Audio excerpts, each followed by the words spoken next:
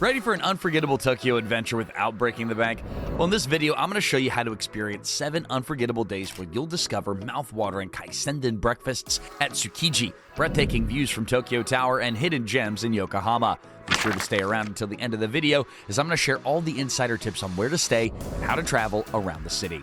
Alright, here we go. Now, day 1 of the adventure starts off in the capital city of Japan. Arriving into Haneda Airport the night before allows you to make the most of a full day of exploring Tokyo right from the jump. Using your welcome Suica IC card you topped up at the airport, make your way to Tsukiji Outer Market for breakfast. Now, the closest metro stop to the market is Tsukiji Station. Start your trip off like a true local with a traditional Tokyo-style breakfast. A kaisendon is a Japanese dish of raw fish and seafood served over rice in a bowl. Grab a coffee from one of the many stalls that the market has to offer to give you an early caffeine boost to help with jet lag. A 20-minute metro journey from Tsukiji Market is one of Tokyo's most famous landmarks, Tokyo Tower. Now, the closest station is Akabenibashi Station, and this leaves you only a few minutes walk away from the tower. Originally built for television and radio broadcasting purposes, it now also serves as a popular tourist attraction. At 492 feet in the air, the glass floor panels on the main deck offer some of the best views of central Tokyo. Ticket prices to access this level of the tower will cost around 1,500 yen for adults.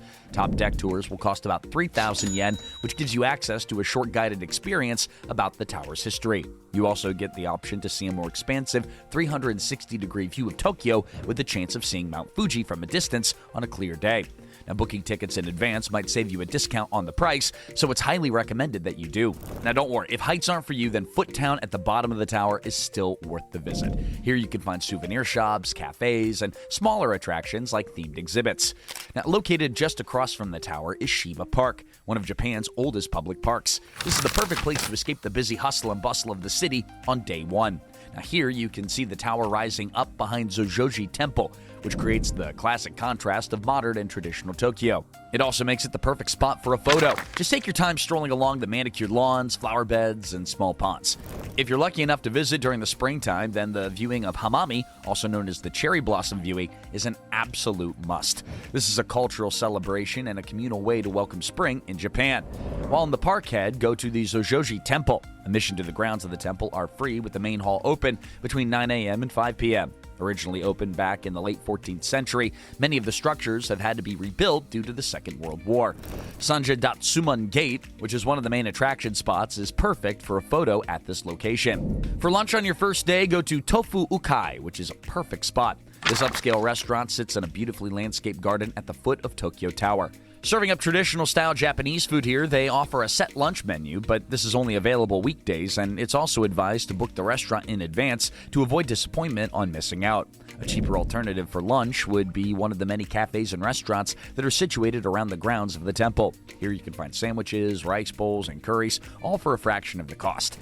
Now, a short taxi ride after lunch to Meiji Jingu should take around 15 minutes, which costs you about 2,000 yen. If you prefer the metro to save costs, then Harajuku Station is one of the closest ones. This leaves you only a short walk away from the towering wooden torii gate. The gravel paths are lined with over 100,000 trees that were donated from all parts of Japan. Before approaching the main shrine, perform a simple purification ritual from the Temizuya. Now, this ritual shows a sign of respect in the Shinto practice. The Honden, which is the main hall where the Emperor Meiji and the Emperor Shokin are worshipped. After you've explored finishing Meiji Jingu, then walk toward one of Tokyo's biggest attractions, Shibuya Crossing. At peak times, thousands of people can cross in all directions simultaneously, making it a must-see on your trip. The best time for this experience is between 5 and 8 p.m., as this is when it's the busiest. Wait with the crowd for the pedestrian light to turn green, and then just walk in any direction you please. Surrounded by towering LED screens, neon signs, and modern high-rises, this crossing is often compared to Times Square or Piccadilly Circus in London. After crossing, head up high to see it from above. For the best views, head to Shibuya Sky. Tickets cost around 2,500 yen, and this offers the best panoramic views from the crossing below. A cheaper alternative is to view it from the Starbucks in the Tsutsaya building across from the station. To end your first evening in Tokyo, Genki Sushi is the perfect spot. Located on the east side of the crossing, this conveyor belt sushi chain restaurant offers cheap, high-quality food, and plates are priced between 100 and 200 yen, which makes it budget-friendly. Now let's talk about how to travel around Tokyo. IC cards are the cheapest way and easiest way for you to travel around the city. These are prepaid cards that allow you to use most of the forms of public transportation. These offer a tap-and-go system, which means you don't have to buy individual tickets for every trip. Now, a 500 yen deposit is required when you need to top up as needed. Unused balance can be refunded, but for a small fee. The train and metro lines cover most of Tokyo, and journeys using these will start around 170 yen and can be used to pay via your IC card. Now, taxis are widely available, but these can be an expensive mode of transport at fares that start around 500 yen and increase depending on distance and time that you desire to travel. Traveling via metro and then walking from the closest stop to your destination is probably the cheapest and most fun way to travel, as you'll pass different buildings along the way, which might catch your eye. Hey, don't forget to subscribe so you don't miss any of our other videos on the channel. Let's go to day 2. It starts with making your way over to the Asakusa region of Tokyo. A short walk from Asakusa Station is Doutor, which is a perfect place to grab a coffee and a pastry to get fueled up for another day of exploring this magnificent city. From here, take a stroll to Kaminarimon Gate, often referred to as the Thunder Gate. Now, this is a famous outer entrance of Senso-ji Temple. The centerpiece of Kaminarimon is a massive red lantern that spans nearly 4 meters in length. Once you pass through Kaminarimon, you'll find Nakamise-dori, which is a lively street lined with stalls selling traditional snacks, souvenirs, and crafts. The street leads to the temple's second gate, Hosomon, and then onto the main hall of Senso-ji. Now, spending time here browsing the many different stalls can be really fun. You can see what the street really has to offer. Carrying on up the street will lead you to Senso-ji. This is Tokyo's oldest Buddhist temple and one of the most significant cultural landmarks. Founded back in the 7th century, this temple has been rebuilt multiple times due to fires and wartime damage. Entry into the temple and its grounds is free. Now, when entering into the temple, it is good etiquette to gently bow before approaching and be mindful of other visitors during prayer times. For lunch, located just a short walk away from Kaminarimon Gate, is Yoroiya ramen. Now, this is an authentic old-school Tokyo-style ramen experience. Prices for a bowl are about 900 yen, and a must-try while visiting is the classic shoyu, which is ramen with a light yet flavorful broth. After lunch, head across the Sumida River and head toward the Tokyo Skytree area. Admire the views of the river on your way, as this route offers some of the best views and perfect picture locations. Now, here you'll find a broadcasting and observation tower in the Sumida ward of Tokyo. Standing at 2,080 feet tall, it's the tallest structure in all of Japan. Now, there are 2 observation decks here. There's the Tembo deck, which offers stunning 360-degree views of the city, which also include a glass floor section, and the Tembo Galleria, which offers the same views but from a higher viewpoint. On this deck, they also offer the world's highest skywalk, which is a special ramp which ascends across the tower's perimeter. Prices to visit both decks cost around 3,100 yen, but hey, if you'd like to just visit the lower deck, that'll only cost you 2,100 yen. Now, viewing the tower from the ground is free and definitely worth the trip, even if you don't want to pay the entry fee. For a free alternative option, walk around in the afternoon Solamachi Mall. Here you'll find plenty of shops that are selling all different souvenirs, but remember to bring cash, as not all shops accept cards. Before an evening meal, head back across to Senso-ji Temple, as the grounds are beautifully lit up after sunset, which offers a quieter and almost mythical atmosphere. And for an evening meal, find one of the many restaurants situated in the area that offer traditional Japanese-style food. Day 3 will begin by arriving to Ueno Station, which is accessible from all parts of the city, and this station puts you in the perfect location right from the jump. Now, from here, follow signs to Ueno Park. The park houses several museums, shrines, and even a zoo. Some of the main landmarks in the park include the Tokyo National Museum, National Museum of Nature and Science, and Tokyo Metropolitan Art Museum. Now, there you can also find ponds and temples throughout. Signs are located at the entrance to the park and will help guide you around. You've got a choice of 3 different museums, which are located in the park and all offer something different. Tokyo National Museum is Japan's largest and oldest museum, housing samurai armor, Buddhist art, ukiyo-e prints, and rotating special exhibits. Tickets to enter inside are around 1,000 yen. The National Museum of Nature and Science focuses on natural history, the evolution of life, and Japanese scientific achievements, which there are plenty. Prices here are about 630 yen. The Tokyo Metropolitan Art Museum hosts changing exhibits of Japanese and international art, and for the most part is free to enter, but some exhibits will cost a little fee to enter inside. Choose one that interests you the most, or just pick all 3 if you'd like. Now after, head back out to the park toward the Ameya Yokocho Street Market. Spend some time here walking around the market, as there's plenty to offer here. You'll find bustling stalls which sell fresh produce, dry seafood, spices, clothes, and accessories at bargain prices. Grab a bite to eat at one of the many street food vendors that this market has to offer. Yakitori skewers are a traditional Japanese snack and are a great budget-friendly lunch.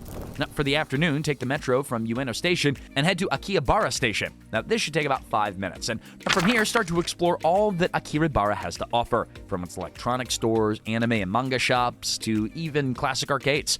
Even if you're not looking to purchase anything, it's still a fun window shopping experience to see all the latest Japanese tech. Akihabara is one of the largest manga or anime retailers in Japan. Here you can expect to find the latest manga volumes, DVDs, character goods, cosplay items, you name it. Set a spending limit in here as things can get a little pricey and can add up quick. Mandarake Complex is a secondhand paradise for anime, manga, and collectibles, which can often be stocked with rare or retro items. And from here, head off to the arcades to have some fun. Taito and Sega are just some of the arcades that are located in this area, and they cover a variety of different games from which you can play. There's classics to more newer age games, which means there's something for everyone. Each floor is a designated genre, so be sure to explore each one, as there might be a classic game you haven't played for years hiding on one of the floors. Spending can add up quickly while you play, so make sure that you set a budget and stick to it. An evening meal at Koko Ichibanya, which is a popular local chain restaurant specializing in Japanese-style curry with customizable spice levels to cater for all. You can expect to pay anywhere between 700 to 1,000 yen for a meal here, and with it, it's just a short walk away from the station, which makes it the perfect way to end another busy day in the city before catching the metro back to the hotel. Let's talk about the airport. Tokyo's got two airports, which are both in reasonable distance to the city. Haneda Airport is the closest and is located about 20 kilometers away. Depending on your stop, the train can take anywhere between 30 to 45 minutes. The airport bus is a more direct form of transport and can take you to popular areas like Shinjuku, Shibuya, and Tokyo Station, as well as major hotels. Now, this can cost about 1,000 yen depending on your destination. This is the recommended airport to fly into for its convenience. But Narita Airport is located about 70 kilometers away, and transit time is between an hour and an hour and a half. Here you can get on the JR Narita Express, and it takes about 50 minutes to get to Tokyo Station. This is pricey, though. It comes in at about 3,000 yen one way. A cheaper alternative is the airport limousine bus, which comes in at about 2,000 yen, but does take a bit longer. Day 4 starts with a trip to Yokohama, a Japanese city south of Tokyo. Depending on what part of the city you're staying in, you can head to the station and then catch a train to Yokohama Station. The journey should take between 30 to 40 minutes and can be paid by using your IC card. Before leaving the station, head toward Chinatown, which can be accessed via the Minatomi Ride Line. Now, Chinatown is one of Yokohama's most iconic areas, filled with vibrant streets, ornate gates, and food stalls. Grab some breakfast from one of the many stalls in the area and indulge in a traditional Chinese breakfast. This should cost less than 500 yen. From here, explore the main streets and explore the ornate Chinese gates. Spend time browsing the many shops that sell Chinese snacks, teas, and different souvenirs.